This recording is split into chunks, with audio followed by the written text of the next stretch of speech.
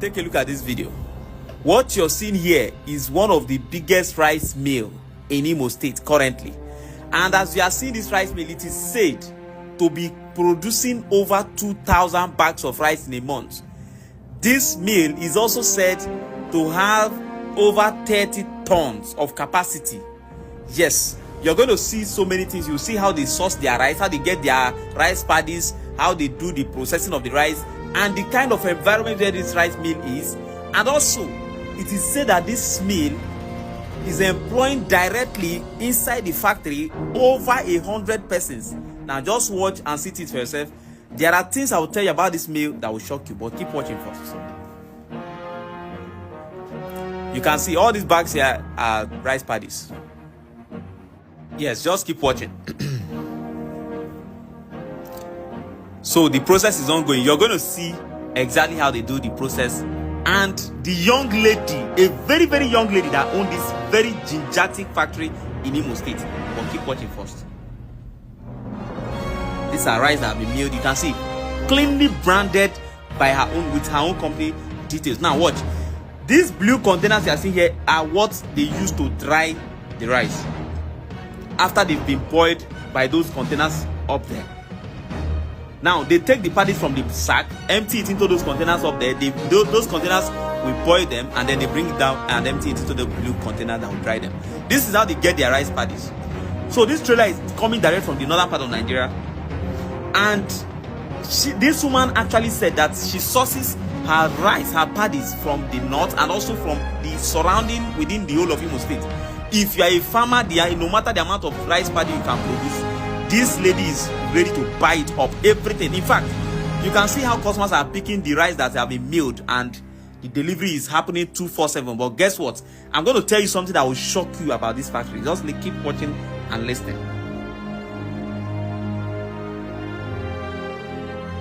This is the environment where this factory is. You can see how huge, how large it is, and you are going to see the expansion happening behind the mill. You will see everything. Just keep watching. This is the company in front of the company. You can see this thing spread here is also rice paddies that are kept for drying, you know. Now this is the factory. Just keep watching. I'll tell you something that will shock you about this factory. Keep watching. You can see how many people is working here. This is the CEO of this company. This diva, this is the woman. Now these are dignitaries that come for, you know, to inspect and see the capacity of what is going on here. And they were shocked to see what a young lady have been able to mount in a rural area, in a village in Imo State, employing over how many persons.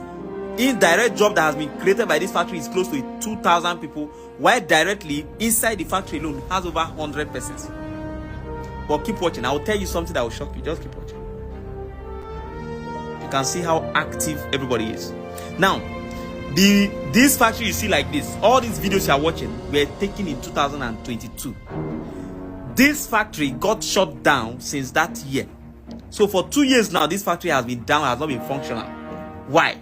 This state, Imo State, has refused to render support to this factory.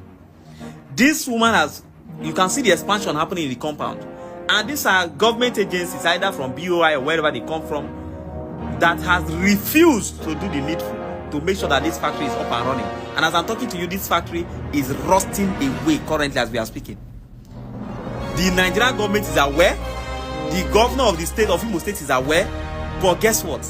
They are watching and seeing this whole equipment you are seeing here. They are all rusting away because they refuse to provide the necessities that is needed to keep this thing running. They refuse to provide it. Now, as I'm talking to you, I learned they use this same factory to do campaign.